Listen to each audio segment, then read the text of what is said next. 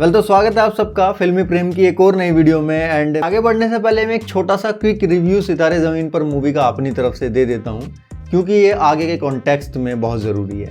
And such कहूँ तो ये कहानी काफ़ी इमोशनल है। एक्चुअली इस कहानी के दो डायमेंशन हैं, जहाँ पे ऊपरी तौर पे ये कहानी आपको इंटेलेक्चुअली डिसेबल्ड लोगों के साथ घुलना मिलना सिखाती है, आपको ये समझाती है कि वो लोग भी अपने हिसाब से नॉर्मल हैं। एंड मैं इस कहानी से रिलेट कर पाया क्योंकि मेरे खुद की एक्सटेंडेड फैमिली में ऐसे लोग मौजूद हैं जिनके साथ मैंने अपना बचपन जिया है। वहीं दूसरी तरफ इस कहानी का डीपर डायमेंशन है एक ऐसा आदमी जो एक बास्केटबॉल कोच है, जो कि काफ़ी शॉर्ट टेम्पर्ड इंसान है, जो सिर्फ खुद को सही समझता है, उसे दूसरों का पॉइंट ऑफ व्यू समझ नहीं आता। एंड आई थिंक इसके साथ हम में से ज़्यादातर लोग रिलेट कर पाएंगे।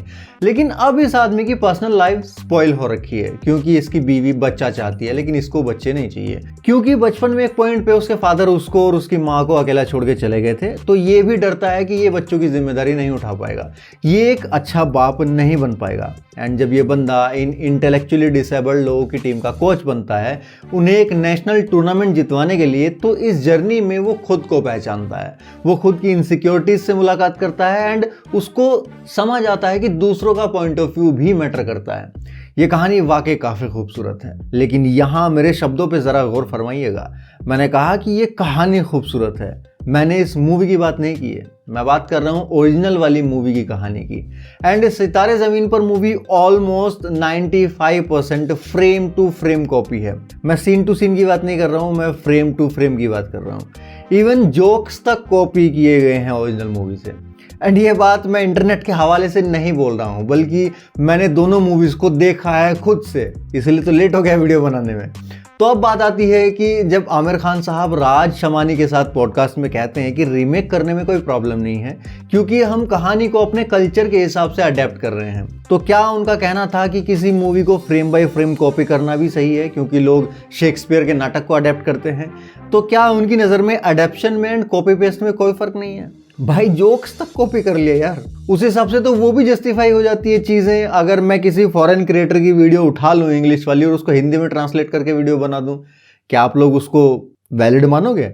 इन सब के बावजूद ये मूवी काम क्यों कर रही है? आई मीन बॉक्स ऑफिस तो अच्छा ही चल रहा है अगर आपको ऐसा लगता है तो, जिस पे हम आगे आएंगे। एंड वर्ड ऑफ माउथ भी अच्छा है। तो इन दोनों के पीछे के दो कारण समझ आते हैं और दोनों से ये समझ आता है कि आमिर खान परफेक्शनिस्ट तो हैं, पर्दे पे हो ना हो रियल लाइफ में बंदा मास्टरमाइंड है जो मार्केट ट्रेंड्स को अपने हिसाब से मोड़ने का दम रखता है। लेकिन शाहरुख खान की तरह एक्शन वाले जोर से नहीं, बल्कि सुमड़ी में पब्लिक सिंपैथी गेन करने का तरीका ये बंदा जानता जरूर है, थोड़ा बहुत ही सही। खैर जहां तक बात है बॉक्स ऑफिस नंबर्स की, तो अकॉर्डिंग टू सैकनेल फर्स्ट डे इस मूवी ने 10 करोड़ की ओपनिंग की थी। सैटरडे को ये नंबर्स डबल हो गए 21 करोड़ एंड अभी संडे को फिलहाल मॉर्निंग शोज ने लगभग 2 करोड़ के आसपास कवर किया है। टोटल हुए 34 करोड़। वैसे तो ये नंबर्स एक फैमिली फ्रेंडली कॉमेडी मूवी के लिए काफी सही है, लेकिन जब बात आती है आमिर खान जैसे सुपरस्टार की, तो क्या ये नंबर उनके स्टारडम को जस्टिफाई करते हैं? कंपैरिजन के हिसाब से देखें तो आमिर खान का direct competition SRK and Salman Khan से होता है, तो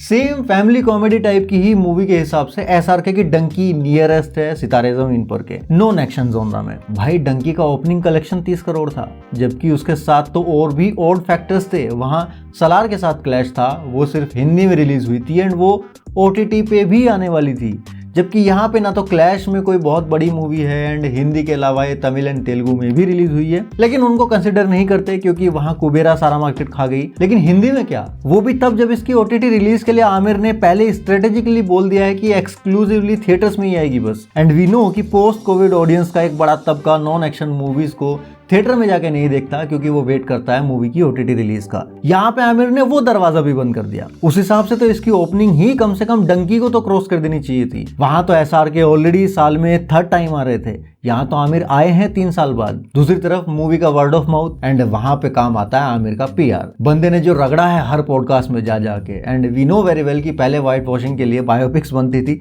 आजकल पॉडकास्ट बनते हैं। एंड उसके ऊपर से दाल में तड़के का काम किया है हमारे रिव्यूअर्स ने। सीरियसली मैंने कुछ लोगों के रिव्यू देखे, भाई इतना चाशनी लगा लगा के रिव्यू दिया है, मैं बंदे का नाम नहीं लूंगा, गूगल कर लेना। एक लाइन तो आपको कॉमन मिल जाएगी इस तरह के हर रिव्यू में, ना सिर्फ यूट्यूब पे बल्कि बाकी के इंस्टा वगैरह रिव्यूज में भी, कि भाई इतनी सारी हैवी एक्शन वाली मूवीज के बीच में एक light hearted movie fresh feel देती है। ये सेम लाइन आपको डंकी के टाइम भी सुनने को मिली थी, लेकिन इन्हीं सेम लोगों ने इस फैक्टर को राजा साहब के टाइम पे कंसीडर नहीं किया।